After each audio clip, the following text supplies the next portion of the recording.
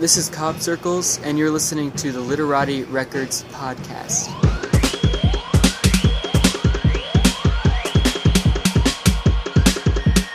One, two, close your eyes. Let me summarize the tale of our love's demise.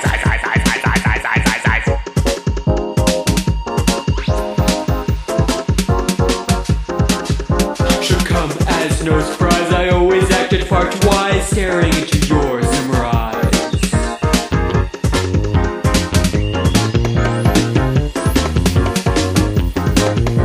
I thought you were just my size. You always liked skinny guys. Come on, girl, let's give it one more try.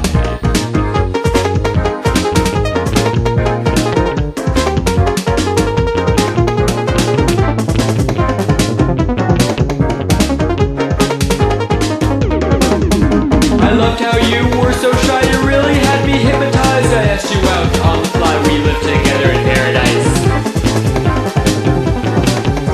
Ice, ice, ice, ice, ice, ice, ice, ice, ice, ice, ice.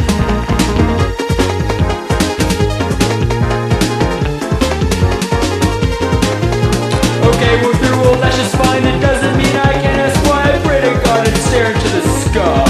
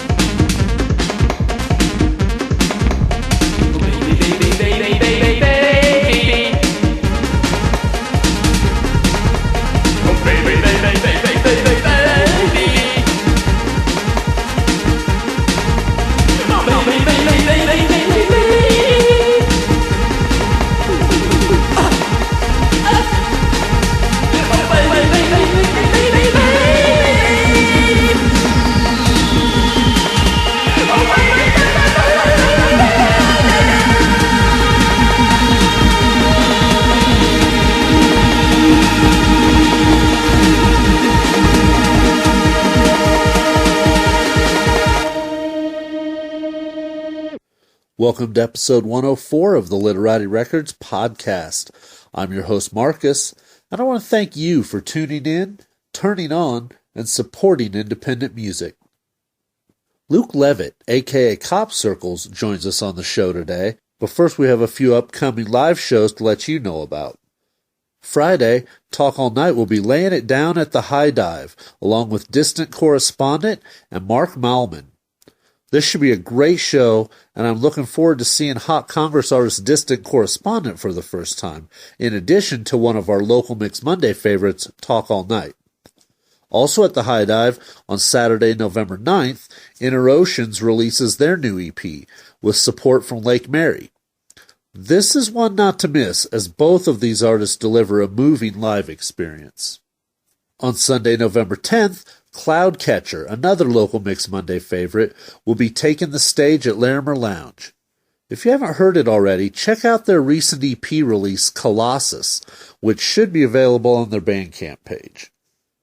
Okay, that should give you something to do this weekend. The music of Cop Circles mixes many familiar elements, including keytar, experimentation, and vocals that at times seem to channel Max Headroom. However, the mastermind behind Cop Circles, the soft-spoken, articulate Luke Leavitt, sometimes bears little more than a physical resemblance to the funky, keytar-wielding Cop Circles, who, by his own admission, likes to be free to ham it up on stage. But these types of contrasting alter egos often make for interesting musical characters. Take Iggy Pop, Alice Cooper, or to some degree Jim Morrison, for example. But add in Luke's thoughts and insights on music as a protest vehicle, and the portrait of a multifaceted artist begins to emerge as Cop Circles continues to question and challenge the musical and social status quo. All of the music on today's show can be found on the Cop Circles Bandcamp page, and a complete track listing can be found in the show notes on our website at www.literatirecords.com. Now prepare to dance, ponder, groove, and think to the sounds of Cop Circles. I'm down here at Sidewinder Tavern, where my guest is Luke Leavitt. or as many of you might know them, Cop Circles. Well, when did you start making music as Cop Circles? As Cop Circles, maybe like a year and a half ago. I always made like beats for many years, maybe like 7 years, but it was hip-hop beats, and I didn't really have the sort of mechanics to perform it, so I thought I'll sing, and then singing brought out all these other things, you know, like the performative aspect of Cop Circles, of It was kind of the gateway to... Yeah. Cool. So that was sort of the beginning. Well, what drew you to the keytar, and when did you start incorporating that into things? The keytar allows the keyboardist to shed the limits of the being behind the keyboard. So with the keytar, you can sort of like compete maybe with the guitarist as a sort of personality. Just the spatial aspects of it. But also Herbie Hancock, Dame Funk, Zapp and Roger, people I really admire use the keytar, so it sort of justified me just buying this god-awful toy, basically. Well, it looks like fun, though. Yeah, absolutely. Yeah, and I can swing it at people and stuff. And, yeah, like that. Much of your music has an experimental flavor to it, and you were on the 2013 Goldrush Festival roster, which is where I saw you for the first time. What has it meant to you to be embraced so enthusiastically by the experimental music community? Absolutely, it's nice to be embraced anywhere. Playing at Goldrush and being sort of welcomed in like this community of musicians definitely felt good. And the quality of the experimental is something I really appreciate, because there's so many combinations that aren't being made musically, I feel, and experimental sort of like recombining those and trying new sort of, sounds that to my mind are just laying there on the table to be picked, like, so many pieces of fruit and blended into a smoothie, an experimental smoothie. So it's nothing but good feelings and collaborative intent with like a festival like Goldrush. It seemed like a very supportive atmosphere as well from Definitely. A lot of the musicians from in town and out of town. Yeah, and what I like about Goldrush is like it's trying to sort of build an audience and find an audience for experimental music, which Denver is not necessarily known for that. So like Croft's efforts to really make this thing alive is admirable. And the musicians were treated like sort of professionally, which is not always the case like for like DIY. Sure. So I like that. Well, one of your recent musical experiments was the Keytar in the Wilderness project and the resulting EP that came out of that. Can you tell us more about how that came about? Yeah, Keytar in the Wilderness, to like the casual listener, probably seems world apart from like Cop Circles' traditional style, I guess. It's not dance music, it's not electronic really. It's me playing my keytar in different places around Denver. Unusual places. So I played at work. I go to like low-income housing units and change out their light bulbs and toilets. So I have a crew. So I performed for them. I played at one of the housing units just by myself. I played at a park. The point was to like maybe try to find a connection between artistic practice and like urban involvement. But what I realized is there's no connection between like aesthetic practice and like an urban, like trying to make the city better or trying to connect with people. It's really just sort of a crapshoot. But the intent was there to sort of like, what would it be like to play for people who aren't exposed to, music, experimental music or whatever.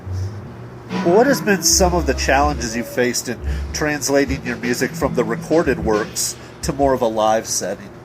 I've come to terms with like pressing play on the iPod, and there's so many like possibilities for like a more integrative live performance. But to be honest, I'm too lazy to like overcome that learning curve, and being able to press play allows me to fully focus on like hamming out at the mic and the keytar. I'd love to have a live band of like 10 people who do exactly what I want.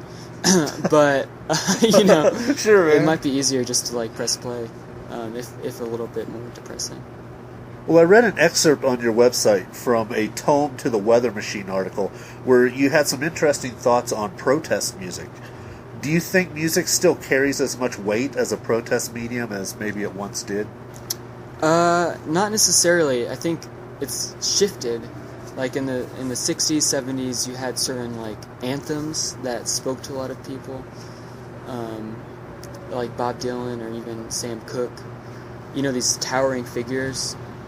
And I don't think that it necessarily works today because, one, there's so many different tastes. It's exploded, you know? So, like, to assume that one person can speak for a necessarily large movement, protest movement, is, I think, absurd.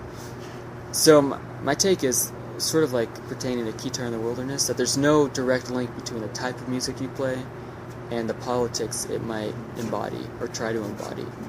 And that rather than try to find that golden sort of ratio between music and politics, it's better just to like actually be political and organize. And if you're a musician, you know, contribute that, but don't try to like, you know, speak for a lot of people or, you know, start the next revolution, because you're probably just gonna alienate the people that you don't resonate with. I don't know if that makes sense.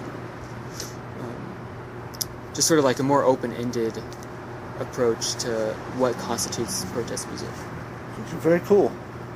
Because, like, you know, you always hear, you know, people say Bob Dylan was the voice of a generation. Yeah, and exactly. It's like, well, you know, there's so many different generational issues that you can't have one voice because it just doesn't resonate, and like you were saying. And even globally, I mean, there's a heightened awareness of a global community, I guess, but also like how diverse it is. So like, would a folk singer speak for the Arab Spring? You know, I don't necessarily think so. You have to sort of embrace how chaotic our cultural realm is. And part of that is not shedding this belief that you're the one to like, I don't know, rise the masses or whatever. Who are some other local artists that you think our listeners should check out? There's a lot. Tokyo Drift is sort of like electronic hip-hop artist that released a great music video recently.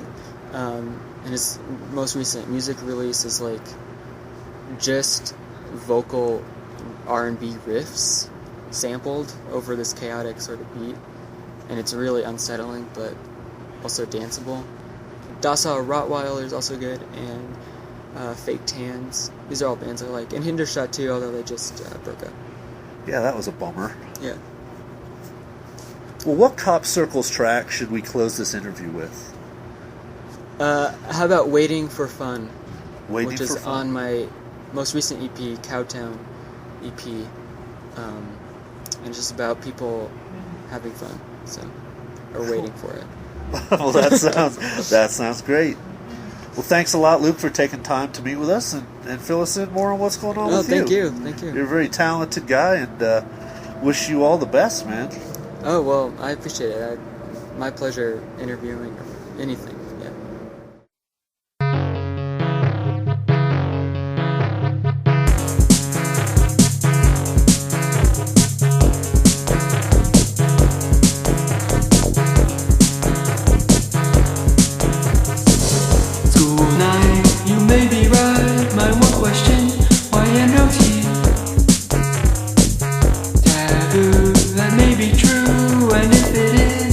Far too late, one day our time will come.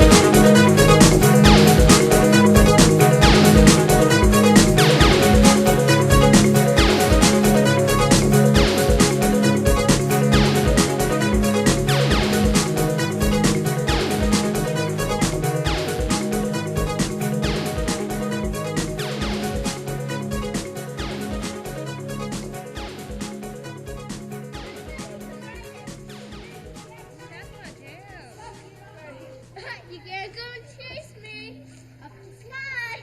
Ah!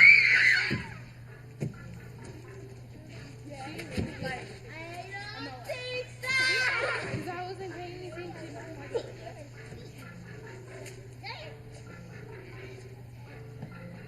Give me the bird. That one was the bird.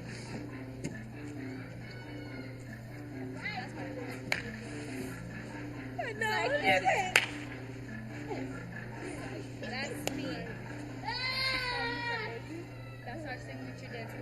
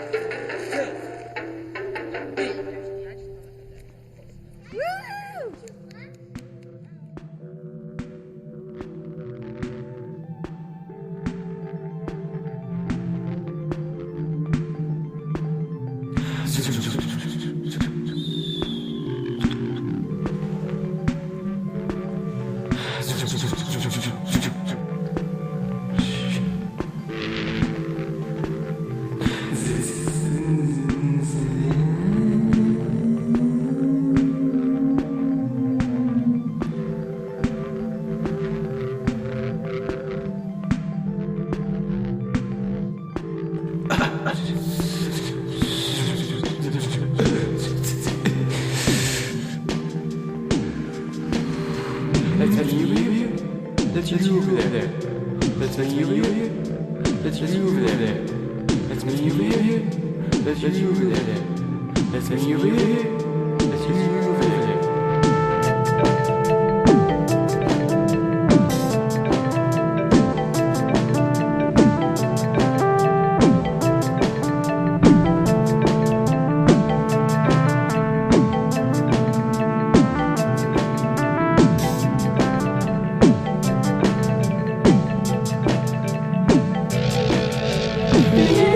So exciting.